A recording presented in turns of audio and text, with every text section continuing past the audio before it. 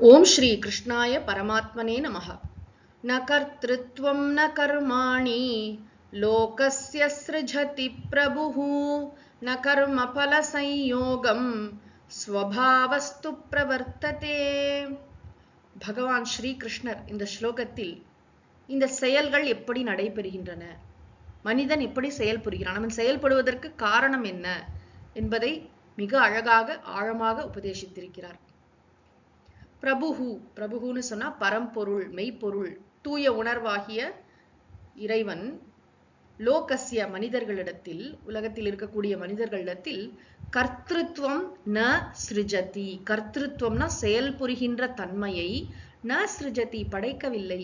நம்ம செயல் புரியறோம்னா இறைவன் நம்மை தூண்டுகிறாரா, செயல் புரிகின்ற தன்மையை நம்மள்ட்ட அவர் படைச்சாரானா? அவர் படைக்கலையா. ஏன்னா அவரே அகர்த்தா, பரம்பொருள் அகர்த்தா, அபோக்தா இல்லையா, மெய்ப்பொருள் அபாக். அதனால அது செயல் புரியல, நம்மை செயல் புரியவும் தூண்டல. நம்மிடத்தில் செயல் புரிகின்ற தன்மையை மெய்ப்பொருள் பரம்பொருள் படைக்கவில்லை. அது மட்டும் இல்ல, கர்மாணி, இந்த செயல்களையும் அது படைக்கவில்லை, மெய்ப்பொருள் படைக்கவில்லை. கர்மாணிங்கிறதுக்கு இன்னொரு அர்த்தம், இந்த உலகத்துல இருக்கிற பொருட்கள், நம்ம அனுபவிக்கக்கூடிய பொருட்கள் இருக்கே, இதையும் அவர் படைக்கலையாம். அதுக்கப்புறம் கர்ம பல சையோகம் ந சிருஜதி, கர்ம பல சையோகம், சையோகம்னா சேர்க்கை, கர்மனா செயல், பலன்னா அதனுடைய பலன், அந்த செயலையும் செயலுடைய பலனையும் இணைத்தல்னு ஒண்ணு இருக்குல்ல. இப்ப நான் சந்தோஷமா இருக்கேன்னா எப்பயோ செஞ்ச ஒரு நல்ல காரியத்தின் பயன் அது புண்ணியமாக மாறி எனக்கு இப்ப சந்தோஷத்தை கொடுக்கிறது. அப்புறம் எப்பயோ நான் செஞ்ச பாப்பம் அது இப்ப எனக்கு துன்பமாக வருகிறது. இப்பெல்லாம் சொல்றோம் இல்லையா, இந்த செயலுக்கு இந்த பலன், இந்த இணைப்பையும் அவர் செய்யலையாம். அப்ப அகர்த்தா அப்படிங்கிறதோட உண்மையான அர்த்தத்தை நம்ம புரிஞ்சுக்கணும். பரம்பொருள் மெய்ப்பொருள் அவர் அகர்த்திரு ஸ்வரூபம். இப்ப மனிதனிடத்திலே எடுத்தா நம்மளுடைய உண்மையான எசன்ஸ், நம்முடைய கோர் என்னது? ஆத்மஸ்வரூபம். அது அகர்த்தா அபோக்தான்னு சொல்லியாச்சு. ஆனா மனிதன் செயல் புரிந்து கொண்டிருக்கிறான் இல்லையா. அவன் எப்படி செயல் புரிகிறான்? ஒரு மனிதன் காலம்பரை எழுந்துக்கிறான், நம்ம எல்லாம் எழுந்துக்கிறோம், எழுந்ததுல இருந்து இரவு வரைக்கும் விடாம எதோ செயல்கள் செய்யறோமே. எதனால செய்யறோம்? நான் என்பதற்கு உண்மையான பொருள் ஆத்மா. அந்த ஆத்மா செயல் புரியாதது, செயலின் பலனை அனுபவிக்காதது, அகர்த்தா அபோக்தான்னு சொல்லியாச்சு. அது சாட்சியா இருக்கு, தூய உணர்வு மாத்திரமா இருக்கு. சரி, உடம்பு தானா செயல் புரியுமா? தானா செயல் புரியாது. உடம்பு ஜடம், மனசு ஜடம். இப்போ உடம்பு மனசு ஜடம், அது செயல் புரியாது. ஆத்மஸ்வரூபம் அகர்த்தா அபோக்தா, அதுவும் செயலை படைக்கல. இந்த ஸ்லோகத்தை சொல்லியாச்சு, அது படைக்கவில்லை, மெய்ப்பொருள் படைக்கவில்லை. இவன் நாம் தனி மனிதன் இடத்துல இருக்கிற ஆத்மஸ்வரூபத்தை எடுத்துக்கொண்டா கூட அப்ப செயல்கள் எப்படி நடக்கின்றன அப்படின்னு கேட்டா, ஸ்வபாவஸ்து பிரவர்த்ததே தூ, ஆனால் ஸ்வபாவக, ஸ்வபாவகனா மாயையினால் அப்படின்னு அர்த்தம், பிரகிருத்தியினால், பிரவர்த்ததே செயல்களில் ஈடுபடுகிறான், செயல்கள் நடக்கின்றன. இந்த செயல்கள் நடைபெறுவதற்கு காரணம் மாயா சக்தி.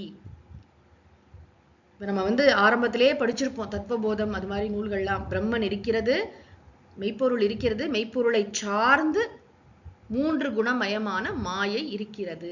மாயைக்கு தனிப்பட்ட முறையில இருப்புங்கிறது கிடையாது, இண்டிபெண்டன்ட் எக்ஸிஸ்டன்ஸ் கிடையாது. ஆனா பிரம்மனை சார்ந்து, பிரம்மனின் சந்நிதியில் மாயை என்ன செய்கிறது? இந்த 3 குணங்கள் விகாரம் அடைகின்றன. அதனால இந்த பிரபஞ்சம் தோன்றுகிறது. அதனாலதான் நம்ம உயிர்கள் எல்லாமே தோற்றத்திற்கு வந்திருக்கின்றன. சரி, இப்ப நம்ம எல்லாம் செயல் புரிகிறோம் இல்லையா. அப்ப நம்ம லெவல்ல மாயைங்கிறது மேக்ரோ காசம் லெவல்ல மாயான்னு சொல்றோம். இண்டிவிஜுவல் லெவல்ல எப்படி சொல்லணும்னா அவித்யா, அவித்யா என்ற உபாதி நம்ம கிட்ட அந்த மாயைக்கு தான் தனி மனித லெவல்ல சொல்லும் போது அவித்யாங்கிற பேர் சொல்லுவோம். அதுக்குதான் இன்னொரு பேரு ஸ்வபாவக.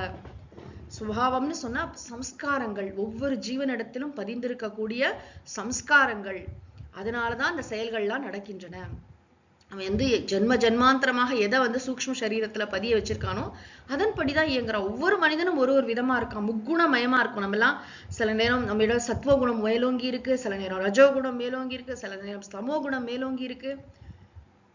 இது மாயை தான் இதெல்லாம் செய்கிறது. எது? இந்த செயல் புரிகின்ற தன்மை, இந்த செயல்கள், இந்த உலகத்துல இருக்க பொருட்கள், அப்புறம் இந்த செயலையும் பலனையும் இணைத்தல், இந்த வேலையெல்லாம் செய்யறது யாரு? பிரகிருதி அல்லது மாயா. அதனுடைய அம்சம் தான் நம்ம கிட்ட இருக்கக்கூடிய சம்ஸ்காரங்கள், அதுதான் செய்யுது. சோ அப்படியா நம்ம ஹெல்ப்லெஸ்ஸா இருக்கோமா? நம்மளால அப்படின்னா ஒண்ணுமே செய்ய முடியாது, அதன் பிடியில் நம்ம இருக்கோம்னா கிடையாது. இந்த சம்ஸ்காரங்களை நம்மால் பண்படுத்தி கொள்ள முடியும். அதையும் நம்ம இந்த இடத்துல கவனிக்கலாம். சாஸ்திரமே தேவையில்லை. நம்ம வந்து ரஜோ குணத்தையும் தமோ குணத்தையும் குறைத்து சத்துவ குணத்தை வளர்த்து கொள்ள முடியும், மெய்ப்பொருளை உணர முடியும். இந்த சம்ஸ்காரங்களை வந்து அது வந்து கெட்ட வாசனைகளை நல்ல வாசனைகளாக மாற்றிக்கொள்றது பாசிபிள். அதுதான் சொல்லுவாங்களே பிராகிருத்தம், அதுதான் சம்ஸ்கிருதம். சம்ஸ்கிருதம்னா பண்படுத்துதல். நம்ம மனசை நல்லா ரிஃபைன் பண்ண முடியும். நம்முடைய வாசனைகளை வந்து நம்மளால என்ன செய்ய முடியும், அதை வந்து உயர்ந்த விஷயங்கள், அதுக்குதான் அங்கதான் ஃப்ரீ வில் இருக்கு, அங்கதான் நம்முடைய முயற்சி என்பது அங்கதான் உட்கார்ந்து இருக்கு. இந்த பரம்பொருளின் சந்நிதியில் மாயை இயங்குகிறதுன்னு சொல்றோம் இல்லையா, பரம்பொருள் இதுல டைரக்டா ஈடுபடல. பரம்பொருளின் சந்நிதிக்கு ஒரு அழகான எக்ஸாம்பிள் கேனோபனிஷத் பாஷ்யத்துல இருக்கு. என்னன்னா, ஒரு அரசன் இருக்கான். அந்த அரசன் வந்து அவனுக்கு வந்து அவன் சாப்பிடணும்.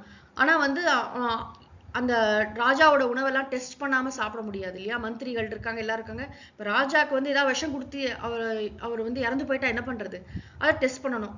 இப்ப ராஜாக்கு முன்னாடி யாராவது சாப்பிட்டா இல்ல எங்கேயாவது டெஸ்ட்டுக்கெல்லாம் அமிச்சா ரொம்ப லேட் ஆகும். அப்ப ராஜா பழைய உணவு தான் சாப்பிடணும். அப்ப என்ன பண்றதுன்னா, ஒரு பறவையம் ஒரு பறவையை வந்து கூண்டுல வச்சிருக்காங்க. அது பக்கத்துல இருக்கு. அந்த பறவை வந்து சாப்பிடாது அந்த உணவை. அந்த உணவு வந்து உணவுல விஷம் கலந்திருந்தாலே அந்த பறவையோட கண்ணு செவந்து போயிடுமா. ஜஸ்ட் அந்த பிரசன்ஸ்ல பார்த்த மாத்திரத்துல அது கண்ணு செவந்து போயிடும். அப்ப இதுல விஷம் இருக்குன்னு தெரிஞ்சுக்கலாம். அந்த மாதிரி ஒண்ணு வச்சிருந்தாங்களா அந்த காலத்துல. அது மாதிரி இது ஒரு எக்ஸாம்பிளா சொல்லப்பட்டிருக்கு. பிரம்மனின் சந்நிதியில் பிரம்மன் எதுவுமே, பரம்பொருள் எதுவுமே செயலையோ செயல் புரியும் தன்மையையோ செயலின் பலன்களை எதையும் மனிதனிடத்தில் ஜீவனிடத்தில் அது கற்பிக்கவில்லை. ஆனா அதனுடைய பிரசன்ஸ்ல மாயை இந்த பிரபஞ்சத்தை இப்படி வந்து விரித்து காட்டுகிறது. இந்த வாழ்க்கை, இந்த உலகம், நம்முடைய தனிப்பட்ட வாழ்க்கையா இருக்கட்டும், உலக பிரபஞ்சமா இருக்கட்டும், எல்லாமே விந்தையிலும் விந்தையாக காட்சியளிப்பதற்கு காரணம், நம்ம இப்படிலாம் ஒரு பர்டிகுலர் விதத்துல நடந்துக்கிறதுக்கு காரணம் இந்த ஸ்வபாவம், பிரகிருதி என்பது. ஓம் சாந்தி சாந்தி சாந்தி. ஹரி ஓம் தத் சத். சர்வம் ஸ்ரீ கிருஷ்ணார்ப்பணமஸ்து.